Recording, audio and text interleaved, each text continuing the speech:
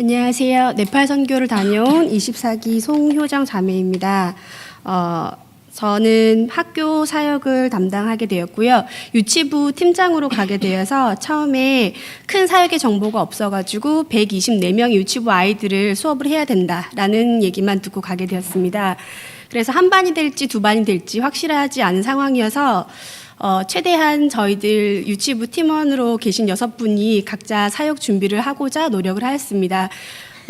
저는 상대적으로 좀 믿음이 없는 사람이라서 그런지 저희 팀에 계셨던 분들이 연령대가 다 환갑을 기준으로 2-3살 정도의 텀이 있었었는데요.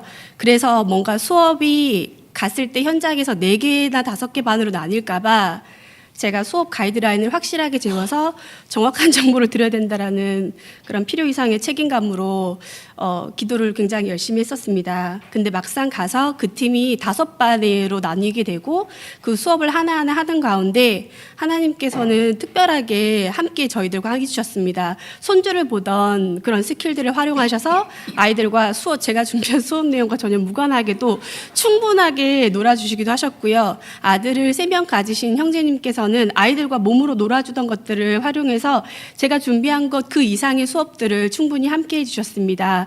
그리고 또 소아과 의사로 계셨던 집사님께서는 하나하나 아이들의 건강 상태를 봐주시기도 하셨고, 숨은 본인의 지교회에서 7년 동안 유치부 부장으로 계셨던 고수님께서는 아이들에게 스티커로 귀걸이를 만들어주시고 머리를 묶어주시는 사역을 통하여서 그 누구 하나하나 제가 생각하는 것 그 이상으로 그 안에 하나님께서 일상 속에서 준비되어 있던 능력들로 하나님께서 사역을 풍성하게 만들어주셨습니다.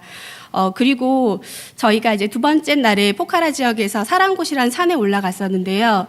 저희 유치부 팀에 계셨던 분들이 산을 꼭 끝까지 올라가는 거에 있어서 조금 어려움이 있지는 않을까 싶어서 걱정을 했었는데 제가 제일 힘들어했고 올라갔다가 내려오는 그 과정 가운데서 다들 너무너무 기쁨이 넘치셔서 그거를 보는 저에게는 오히려 더 큰 은혜가 있었습니다.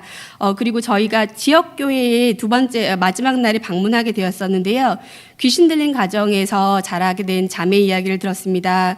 그 자매는 귀신을 단순히 쫓아내고자 하는 것에 목적을 두고 교회를 다니기 시작했지만 하나님께서 결국은 그 자매를 통해서 귀신을 쫓아주시고 새로운 은혜를 주셨지만 본인의 목적이 하나님을 전심으로 기대하고 은혜하는 것이 아니라 귀신을 쫓는 데만 목적이 있었다는 것을 깨닫게 되셨다고 했습니다.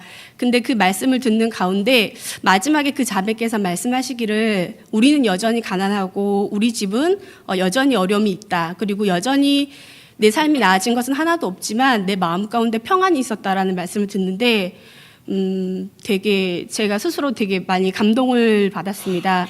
저 역시도 그렇고 지금 저희 선교회에 함께 하시는 대원들 중에서도 우리가 기도하고 선교했을 때 하나님께서 더 많은 것을 부어주시리라는 믿음이 있지만 사실 그렇지 않은 부분도 생각보다 많잖아요. 근데 그 믿음의 눈으로 바라보고 하나님께서 완전하게 하실 것들을 기대하는 모습을 보면서 하나님께서 네팔의 현지 상황은 어려울지 몰라도 하나님께서 그 안에서 존재하고 있고 그 안에서 일상생활을 하는 크리스천들의 마음을 영적인 상태를 충분히 준비시키고 계시는 거라는 마음이 들어서 괜히 네팔의 상황이 어렵다는 걸로 혼자 오버하면서 기도를 열심히 했던 것에 대해서 하나님을 신뢰하지 못한 것은 아니었나라는 그런 반성의 마음도 생기기도 했습니다.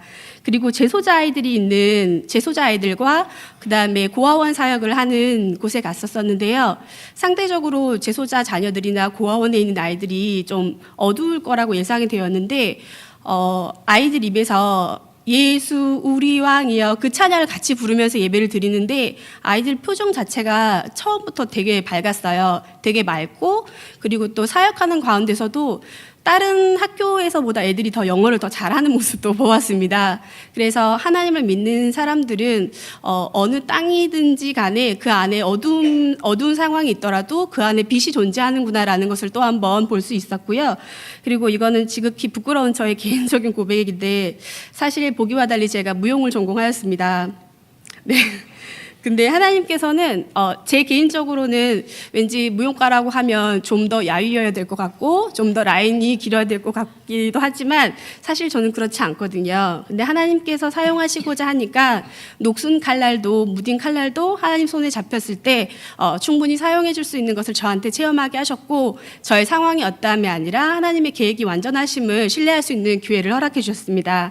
그리고 마지막으로 항상 감사하게 생각하고 있지만 다시 한번 느낀 게 새교회에 다닐 수 있는 게 너무너무 감사했어요. 이유는 한 분 한 분 누구 하나를 딱히 거론할 필요 없이 작은 영웅들이 너무 많이 계셨기 때문에 그분들을 보는 것만으로도 저한테는 충분히 본이 되었고요.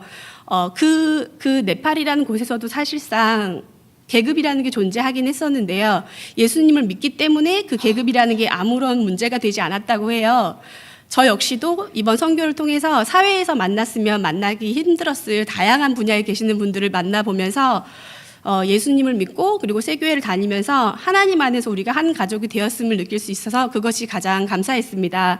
앞으로 네팔 땅의 상황은 알 수가 없지만 하나님께서 미리 새교회와 그리고 그 안에 크리스찬들을 위해서 준비하고 계신 것들을 신뢰할 수 있는 기회가 되었고 네팔 땅의 어려움을 가지고 기도하는 것이 아니라 그 안에서 하나님께서 어떻게 역사하실지를 기대할 수 있는 제 자신과 우리 교회가 되었으면 하는 마음으로 이 간증을 마치겠습니다. 감사합니다.